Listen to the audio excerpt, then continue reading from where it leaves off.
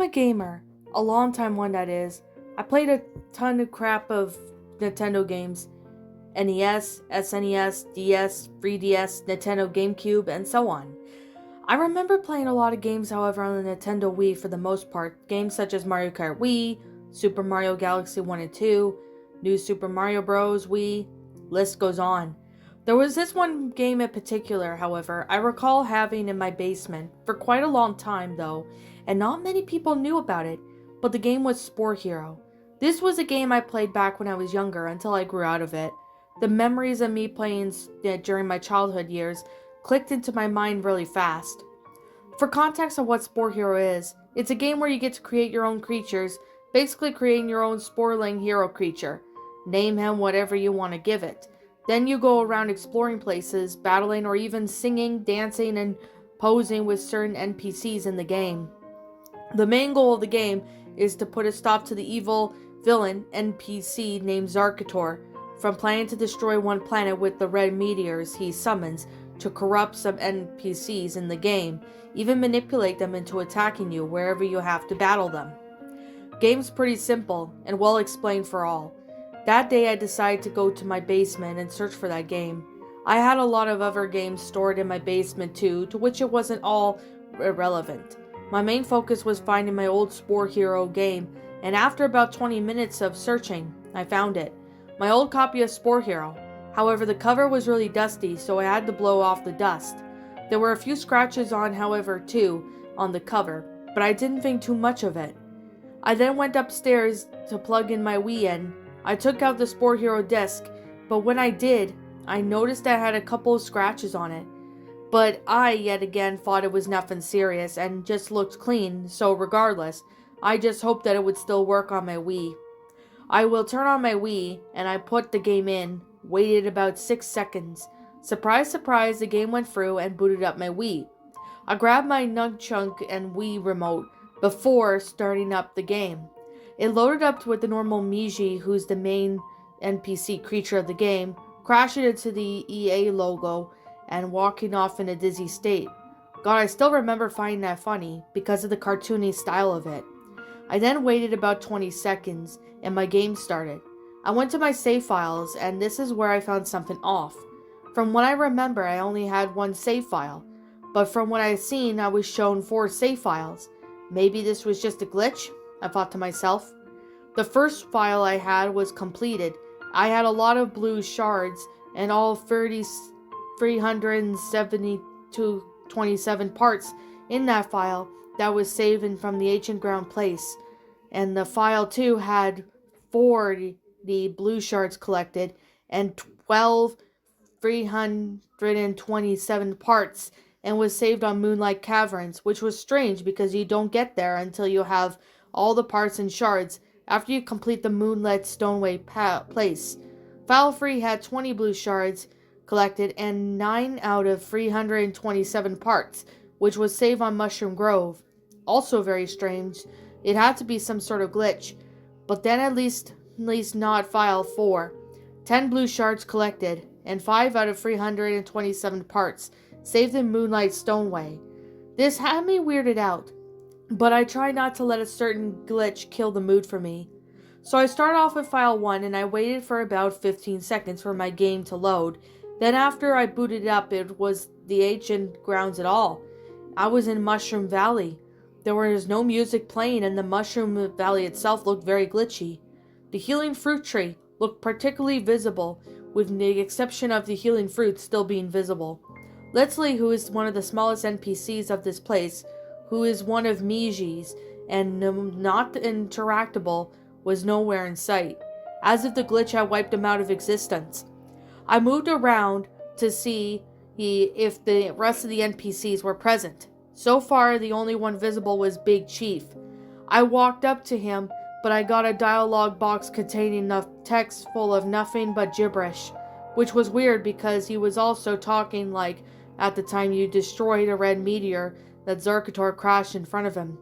But like there was no meteor in sight, and Big Chief began to make incoherent noises and do very strange movements. I explored around the rest of Mushroom Valley, and no other NPCs were in sight. Then I reached the end and near of Mushroom Valley and looked around for some more. That's when I found Nokensi, one of the leaders of the Spiky tribe. You only had one fight with this other tribe in order to access their nest so you can evolve your creature. Only though he was visible, the other Spiky tribe were nowhere in sight. Nokensi was behaving strangely, just like Big Chief, making incoherent noises and moving very frequently, except for his movements were very bugged. No red meteor, though, was in sight. I talked to him and got the same dialogue text filled with nothing but gibberish. I checked around the rest of Mushroom Valley before finally deciding to leave to go to Ancient Grounds. When I did, however, my game froze.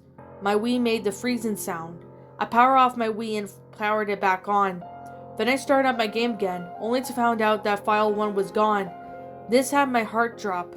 I was beginning to feel very creeped out by how strange my game was behaving.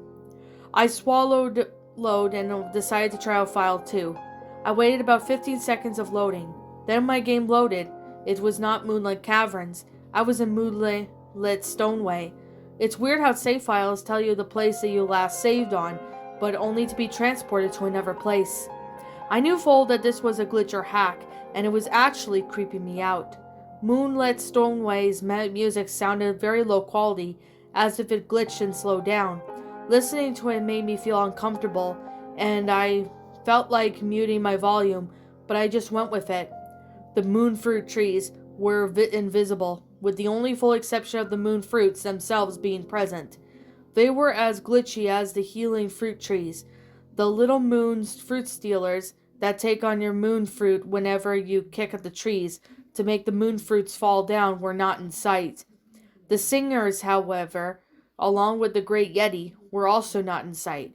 Most of the NPCs were gone, with the exception of Garboil and Slaparf, the two twin creatures you had to fight in order to free one of the singer species and get him back to the nest to the rest of his tribe. I went up to talk to them, and they were talking. Movements seemed normal, but then they made the same incoherent sounds as Big Chief and Nokensi did the same in Mushroom Valley, and I got the same gibberish text in the box dialogue. Weird, because they had never had a meteor crash into them, and there was never one in sight at all. After about a couple of minutes of exploring, no other NPCs were found.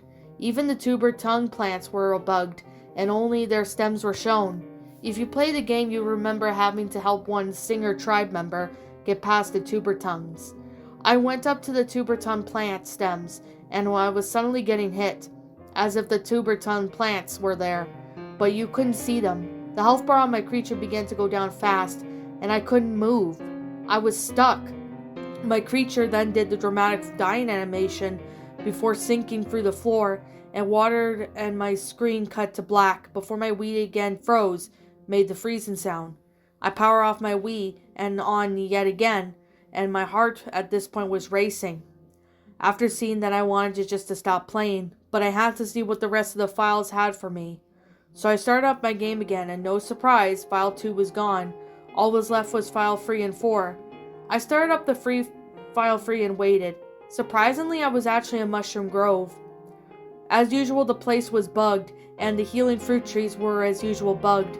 Most of the NPCs were gone except for Kiki Raizu, who was alone and of course was behaving strangely and making some incoherent sounds. I had get the same gibberish text in the dialogue box when I went up to talk to him, even as though there weren't any red meteor in sight. I also remember too where the tuber tongue plants were here, but all I could see was their plant stems. I decided just to avoid them. After the last incident on File 2, I explored everywhere, and all there was emptiness, so I just decided to leave yet again. I decided to see if I could go to the Ancient Grounds, this time without my Wii freezing. I sat there waiting for my game to load. Surprisingly, it actually loaded, and I was in Ancient Grounds. The music in the Ancient Grounds sounded bugged, as most of the music itself was stuck on the same note. It wasn't really creepy, but a bit repetitive. I just, however, proceeded and ignored it. All the NPCs' Ancient Grounds were actually all visible. Miji, Sage, Combat Master, Sing master, dance master, and pose master were all present, but they were all behaving strangely and making incoherent sounds. Talking to them, as always, would give them nothing but gibberish, as if their dialogue boxes. If I remember very clearly, 2 red meteors were never summoned on the ancient grounds, since Zarkator is likely never showed up in the ancient grounds in the game, so no red meteors in sight in front of any of them. The noises they made actually got louder and louder, and I noticed that they were all walking towards me. As they got inches closer to my game and then froze, my Wii made that freezing sound. I dropped the nunchuk and Wii remote as I was sweating. I stared at the screen for about 2 minutes as the freezing sound of my Wii continued.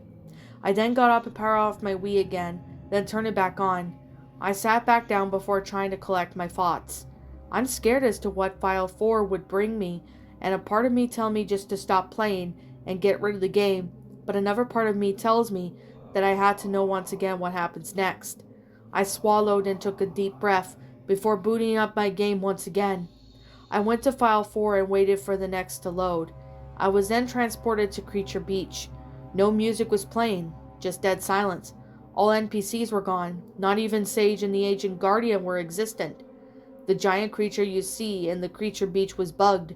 It was missing its eye, but its mouth was still enterable. You enter its mouth to fight Zarkator in the final boss. I went inside its mouth, and I was at this point paranoid as to what surprises I'm gonna get. I started shaking, while trying to hold on to my Wii remote and nunchuk. That was when I saw him. Zarkator was standing there alone. I walked up to him, but I was not engaged in a battle with him. Instead, I got a text saying something, and then gibberish. Zarkator did make incoherent noises, but it was much deeper than lower pitched. It was actually fucking creepy, because there was no fucking way he could possess by his own red meteors, since he has the power to use it on invulnerable creatures, and no red meteors were present beside him. Then another dialogue box appeared, and with the one last gibberish text of crumbled words, before Zarkator's body began to lift. He does his animation when you are in the final fight with him, and he regenerates full health with the power of red meteors and all on his free phases. However, because there was no red meteors, Zarkator's body remained stuck, floating and lifting animation, and it felt like I was looking at exorcism. My Wii then froze one last time before my screen cut to black. I waited to see what else would happen, but nothing came. I powered off my Wii and turned it back on one last time, only to discover that my Spore Hero game, my childhood game, was no longer loading. I started to get emotional. I felt tears welling up in my eyes, and I couldn't believe what I had just witnessed. My game, once decent, now completely destroyed. I took the disc out of my Wii and decided to get rid of it for good. While the nightmare was over, I still can't get over the horror I've seen in my game. The glitches, the non-existent NPCs. I just want to think it was all my imagination, but it wasn't. No way, I'm going crazy here, and this is why I'm writing this story. Never leave a game you consider a childhood memory hidden and locked away for ages and ages, because you never know what may happen next. I spent about 50 minutes sitting on my chair crying and letting out my emotions as I'm traumatized and horrified. Now I'm where I'm never touching another game again, knowing that if I come back to my childhood after ages of keeping it all locked away and hidden, only to come back several years later, witnessing nothing but disturbing glitches and bugs until your system starts to freeze and crash non-stop. I spent the rest of my life now watching gaming other than playing for myself.